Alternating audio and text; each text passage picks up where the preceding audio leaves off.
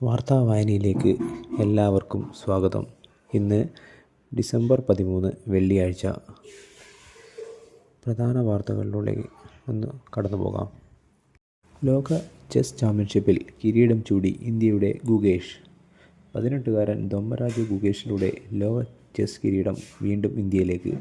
സിംഗപ്പൂരിൽ നടന്ന ലോക ചെസ് ചാമ്പ്യൻഷിപ്പിൽ ഫൈനലിൽ അവസാന ഗെയിമിൽ നിലവിലെ ചാമ്പ്യൻ ചൈനയുടെ ഡിങ് ലിറനെയാണ് കീഴടക്കിയത്. കോഴിക്കോട് ദേശീയപാതയിൽ കരിമ്പന പനയമ്പാടത്ത് പരീക്ഷ കഴിഞ്ഞ് മടങ്ങിയ സ്കൂൾ വിദ്യാർത്ഥികളുടെ മുകളിലേക്ക് നിയന്ത്രണം നഷ്ടപ്പെട്ട ചരക്ക് ലോറി മറിഞ്ഞ് 4 കുട്ടികൾ മരിച്ചു.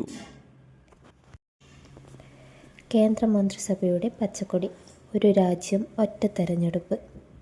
ലോക്സഭാ നിയമസഭാ തെരഞ്ഞെടുപ്പുകൾ ഒരുമിച്ച് നടത്താനുള്ള ഒരു രാജ്യം ഒറ്റ തെരഞ്ഞെടുപ്പ് ഭരണഘടനാ ഭേദഗതി ബില്ലിനും കരട് നിയമനിർമ്മാണത്തിനും ബില്ലിനും കേന്ദ്രമന്ത്രിസഭയുടെ അംഗീകാരം. മുൻ രാഷ്ട്രപതി രാംനാഥ് കോവിന്ദിൻ്റെ നേതൃത്വത്തിലുള്ള ഉന്നതതല സമിതി ലോക്സഭാ നിയമസഭാ തെരഞ്ഞെടുപ്പുകൾക്കൊപ്പം തദ്ദേശ തിരഞ്ഞെടുപ്പുകൾക്കും ഘട്ടം ഘട്ടമായി നടത്തണമെന്ന് നിർദ്ദേശിച്ചിരുന്നുവെങ്കിലും അത് തൽക്കാലം വേണ്ടെന്നാണ് തീരുമാനം. വ്യാഴാഴ്ച പ്രധാനമന്ത്രി നരേന്ദ്രമോദിയുടെ അധ്യക്ഷതയിൽ ചേർന്ന കേന്ദ്ര മന്ത്രിസഭാ യോഗമാണ് ബില്ലുകൾക്ക് അംഗീകാരം നൽകിയത്. തമിഴ്നാട്ടിലെ ദിണ്ടിക്കലിൽ സ്വകാര്യ ആശുപത്രിയിലുണ്ടായ തീപിടുത്തത്തിൽ 3 വയസ്സുള്ള കുട്ടി ഉൾപ്പെടെ 7 പേർ മരിച്ചു. 20 പേർക്ക് പൊള്ളലേറ്റു. രക്ഷാപ്രവർത്തനം തുടരുകയാണ്. ദിണ്ടിക്കലിലെ സിറ്റി ആശുപത്രിയിൽ വ്യാഴാഴ്ച രാത്രി 9:30-ഓടെയാണ് തീപിടുത്തമുണ്ടായത്. 4 നിലയുള്ള ആശുപത്രിയിൽ അപകടം നടക്കുമ്പോൾ 100ഓളം രോഗികളടക്കം 200-ലേറെ പേർ ഉണ്ടായിരുന്നു. ആശുപത്രിയുടെ 1-ാം നിലയിൽ നിന്നാണ് തീ പടർന്നത് എന്നാണ് അറിയുന്നത്. ഈ ഭാഗം പൂർണ്ണമായി കത്തി നശിച്ചു. വൈദ്യുതി ഷോർട്ട് സർക്യൂട്ടാണ് കാരണമെന്നാണ് കരുതുന്നത്. ആരാധനാ സ്ഥലങ്ങളുടെ സ്വഭാവവും ഉടമസ്ഥതയുമായി ബന്ധപ്പെട്ട പുതിയ കേസുകൾ രാജ്യത്തെവിടെയും രജിസ്റ്റർ ചെയ്യുന്നത് താൽക്കാലികമായി തടഞ്ഞ് സുപ്രീംകോടതി. ഇനിയൊരു ഉത്തരവുണ്ടാകും വരെ ആരാധനാ സ്ഥലങ്ങളുമായി ബന്ധപ്പെട്ട് കോടതികൾ പുതിയ സ്യൂട്ടുകൾ രജിസ്റ്റർ ചെയ്യാനോ നിലവിലുള്ളവയിൽ സർവേ ഉൾപ്പെടെയുള്ള തുടർ നടപടികൾ സ്വീകരിക്കാനോ പാടില്ലെന്നും വ്യക്തമാക്കി. ഇതോടെ കാശി ജ്ഞാൻവാപി, മധുര കൃഷ്ണജന്മഭൂമി, സാമ്പൽ ജുമാ മസ്ജിദ് തുടങ്ങിയ കേസുകളും ഫലത്തിൽ സ്റ്റേ ചെയ്യപ്പെട്ടു. സാമൂഹിക സുരക്ഷാ പെൻഷൻ തട്ടിച്ചവരിൽ നിന്നും 18% പിഴ പലിശ സഹിതം തുക തിരിച്ചുപിടിക്കും. പെൻഷൻ റദ്ദു ചെയ്യും. അനർഹർക്ക് സാമൂഹിക സുരക്ഷാ പെൻഷൻ ലഭിക്കുന്നതിന് സഹായം നൽകിയ ഉദ്യോഗസ്ഥർക്കെതിരെ വകുപ്പ് തല അച്ചടക്ക നടപടി സ്വീകരിക്കാനും ധനവകുപ്പ് നിർദ്ദേശിച്ചു.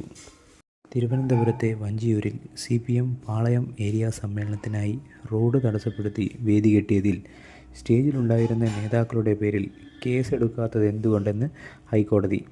Justice Anil K. നരേന്ദ്രനും ജസ്റ്റിസ് S. മുരളീകൃഷ്ണയും ഉൾപ്പെട്ട ഡിവിഷൻ ബെഞ്ച് ഇക്കാര്യത്തിൽ സംസ്ഥാന പോലീസ് മേധാവിയോട് വിശദീകരണം തേടി.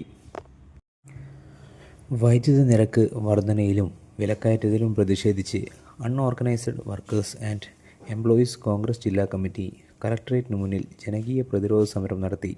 DCC പ്രസിഡന്റ് മാർട്ടിൻ ജോർജ് ഉദ്ഘാടനം ചെയ്തു. തുടർ ഭരണത്തിൻ്റെ മറവിൽ സാധാരണക്കാരെയും തൊഴിലാളികളെയും കൊള്ളയടിക്കുന്ന സർക്കാരാണ് സംസ്ഥാനം ഭരിക്കുന്നതെന്ന് അദ്ദേഹം പറഞ്ഞു. വിദ്യാർത്ഥികളുടെ പങ്കാളിത്തം കൊണ്ട് ശ്രദ്ധേയമായ കണ്ണൂർ സർവകലാശാല യൂണിയൻ സാഹിത്യോത്സവം വെള്ളിയാഴ്ച സമാപിക്കും.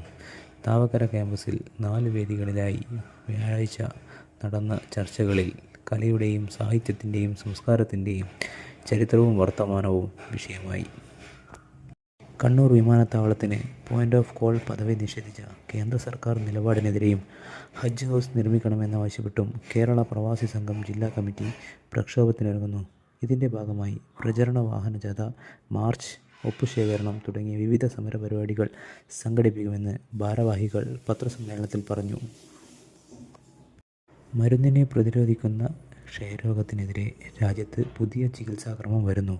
ജനുവരിയിൽ ഇത് നടപ്പാക്കും. ആവശ്യമുള്ള മരുന്നുകൾ കേന്ദ്ര സർക്കാർ സംഭരിച്ചു വരികയാണ്. Multi drug resistant TB, extremely drug resistant TB എന്നിവയ്ക്കെതിരായ പോരാട്ടത്തിലെ സുപ്രധാന നീക്കമാണിത്. 4 മരുന്നുകളാണ് ചികിത്സാ പദ്ധതിയിൽ ഉണ്ടാവുക. ഇതിൻ്റെ പ്രത്യേകതകൾ: നിലവിലെ ചികിത്സാ രീതിയേക്കാൾ കൂടുതൽ സുരക്ഷിതവും ഫലപ്രദവുമാണ്. ചികിത്സാ കാലാവധിയും കുറവാണ്. ഇപ്പോൾ 20 മാസം വരെ നീളുന്നതാണ് മരുന്നിനെ പ്രതിരോധിക്കുന്ന ക്ഷയത്തിനുള്ള ചികിത്സ. ഇതിന് പാർശ്വഫലങ്ങളും ഉണ്ടാകും. പുതിയ രീതിയിൽ 6 മാസത്തെ ചികിത്സ മതി. രാജ്യത്തെ 75,000-ഓളം രോഗികൾക്ക് ഇത് ഗുണം ചെയ്യും. സംസ്ഥാനത്തെ ദുരന്ത പ്രതികരണ നിധിയിലെ തുകയെക്കുറിച്ചുള്ള കേന്ദ്ര സംസ്ഥാന സർക്കാരുകൾ തമ്മിൽ നിലനിൽക്കുന്ന തർക്കത്തിൽ സഹകരണ മനോഭാവത്തോടെയുള്ള മനുഷ്യത്വപൂർവമായ നടപടിയാണ് വേണ്ടതെന്ന് ഹൈക്കോടതി. ഇരു കൂട്ടരും തങ്ങളുടെ ഭാഗത്ത് വീഴ്ചയില്ലെന്ന് വരുത്തിത്തീർക്കാനാണ് ശ്രമിക്കുന്നതെന്നും കോടതി അഭിപ്രായപ്പെട്ടു. വയനാട് ചൂരൽമല മുണ്ടക്കൈ ദുരന്തബാധിതരുടെ പുനരധിവാസവുമായി ബന്ധപ്പെട്ട ഹർജി പരിഗണിക്കുകയായിരുന്നു കോടതി.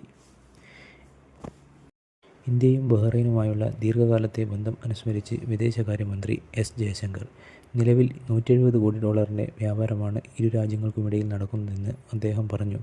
മനാമ ക്രൗൺ പ്ലാസ ഹോട്ടലിൽ ബഹ്റൈനിലെ ഇന്ത്യൻ സമൂഹവുമായി നടത്തിയ കൂടിക്കാഴ്ചയിൽ സംസാരിക്കുകയായിരുന്നു അദ്ദേഹം. മനാമ ഡയലോഗിൽ പങ്കെടുക്കുവാനായി എത്തിയ വിദേശകാര്യമന്ത്രി 2ാം തവണയാണ് ബഹ്റൈൻ സന്ദർശിക്കുന്നത്. മ്യൂച്വൽ ഫണ്ട് നിക്ഷേപകർക്ക് SIP ഒഴിവാക്കാനുള്ള സമയപരിധി കുറച്ച് securities and exchange board of India. ഇതനുസരിച്ച് SIP തീയതിയേക്കാൾ 3 പ്രവൃത്തി ദിവസം മുൻപ് വരെ ഇത് റദ്ദാക്കാൻ നിക്ഷേപകർക്ക് അവസരമുണ്ടാകും. ഇതുവരെ 10 പ്രവൃത്തി ദിനമായിരുന്നു ഇതിനായി വേണ്ടിയിരുന്നത്. നിക്ഷേപകരുടെ മുൻകൂർ അനുമതിയോടെ മാസം തോറും അക്കൗണ്ടിൽ നിന്ന് നിക്ഷേപത്തിനുള്ള തുക തനിയെ മ്യൂച്വൽ ഫണ്ട് കമ്പനിയുടെ അക്കൗണ്ടിലേക്ക് മാറ്റുന്ന സംവിധാനമാണ് SIP. വെറും 2 മാസം കൊണ്ട് ലോകത്തിലെ അതിസമ്പന്നരിൽ വൻ കുതിപ്പുമായി ടെസ്ല CEOയും സ്പേസ് എക്സ് സ്ഥാപകനുമായ Elon Musk. American president Donald Trump തിരഞ്ഞെടുക്കപ്പെട്ട ശേഷം ടെസ്ല സ്പേസ് എക്സ് ഓഹരികളുടെ കരുത്തിൽ ആഗോള ശതകോടീശ്വരന്മാരെ ബഹുദൂരം പിന്നിലാക്കി. ഇലോൺ മസ്കിൻ്റെ മൊത്തം ആസ്തി $40,000 കോടി കടന്നു. ബംഗാൾ ഉൾക്കടലിന് മുകളിൽ രൂപപ്പെട്ട ന്യൂനമർദ്ദത്തിൻ്റെ സ്വാധീന ഫലമായി സംസ്ഥാനത്ത് അടുത്ത 5 ദിവസം ഒറ്റപ്പെട്ട മഴയ്ക്ക് സാധ്യതയുള്ളതായി കേന്ദ്ര കാലാവസ്ഥാ വകുപ്പ്. മാന്നാർ കടലിടുക്കിന് മുകളിൽ സ്ഥിതി ചെയ്യുന്ന ന്യൂനമർദ്ദം തെക്കൻ തമിഴ്നാട് തീരത്തേക്ക് നീങ്ങി ശക്തി കുറയാനാണ് സാധ്യത.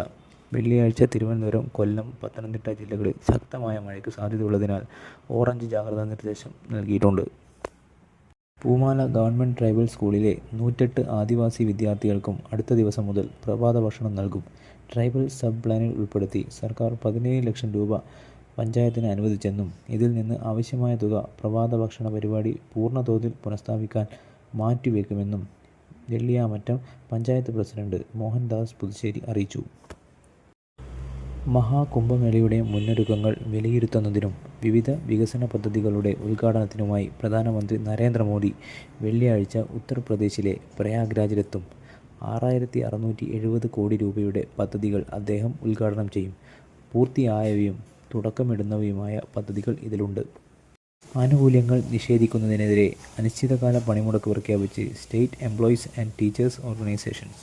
65,000 കോടിയുടെ ആനുകൂല്യങ്ങളാണ് നിഷേധിച്ചതെന്ന് സംസ്ഥാന ചെയർമാൻ ചവറ ജയകുമാറും ജനറൽ കൺവീനർ K. അബ്ദുൽ മജീദും കുറ്റപ്പെടുത്തി.